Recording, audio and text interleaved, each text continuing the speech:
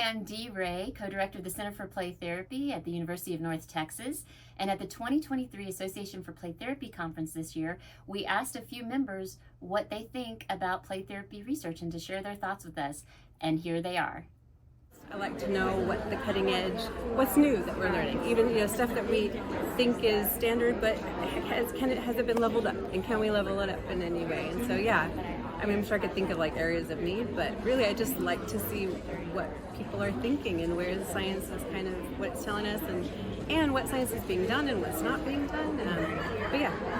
So as a researcher and a clinician, I love when new research comes out that demonstrates really neat outcomes for clients. I especially love when the discussion and the implications are things that I can use and put into practice immediately with clients that I'm seeing. I hope with other play therapists specifically, I'm trying to think the disciplines kind of overlapping. I think knowing that my discipline's not play therapy, I think it's interesting to see how we can either help each other and just see what bits and pieces we can take from that and how we can just help our clients and make everything more play-centered, patient-centered, family-centered, and things like that instead of it being one lane here, one lane there. Okay, I want to see more applicability to everyday clinicians and what they can do to improve their practice daily. Rather than me going and finding what the cutting edge stuff is and how is it adapting. And actually they mentioned it this morning during the keynote that they're going to provide that. So I'm very excited about that because I do think research is very important, but not always easy to access up-to-date information. That there's still so much more to do.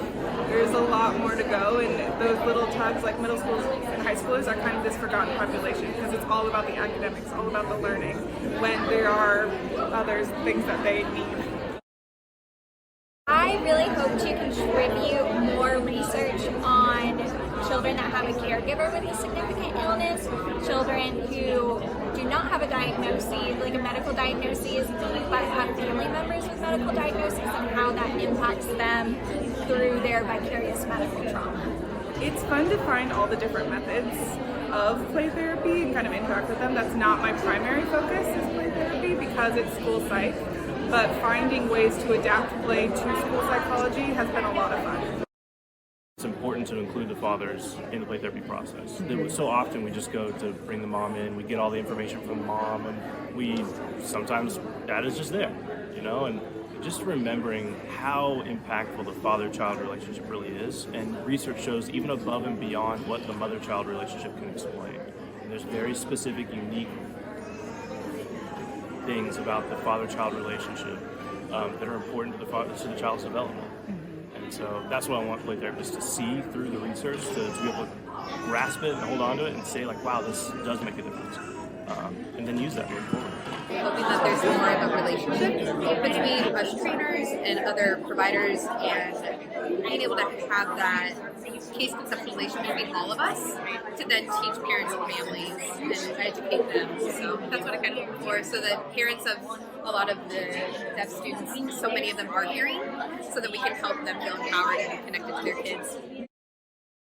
Well, including fathers, trying to best include fathers in the intake process and the parent consultation process. Having groups specifically for fathers, like if you're running CPRT, it's definitely helpful to have both of the parents in there at the same time. But there's also something unique about just having a group of dads in a room who are able to connect with each other and share their struggles. That's what group is all about, right? Shared experience. And so what happens when we get a group of fathers in the room in the shared experience of what was it like for you to be a dad and for me to be a dad and our fathers in that relationship, right? It's stuff that maybe they're not talking about so much when they're in one of the mixed groups, And so do work specifically with fathers and see what that brings up. I hope that people can understand that play therapy is multifaceted. That's what I've learned being here the past week. That it's not just being on the floor with the kid. There's so many different levels to it that I wasn't even aware of. So being able to find that there is that umbrella and that there's all the different aspects to it, and in the future that it's not, we can culturally diverse in so many ways, that there's so many different avenues and aspects that we can fit into those little pockets, and being able to understand those and how play can help that, because we all naturally like to play. Love what I do, and I hope everybody else loves what they do, and working with kids and working with parents, and we'll just keep doing what we can.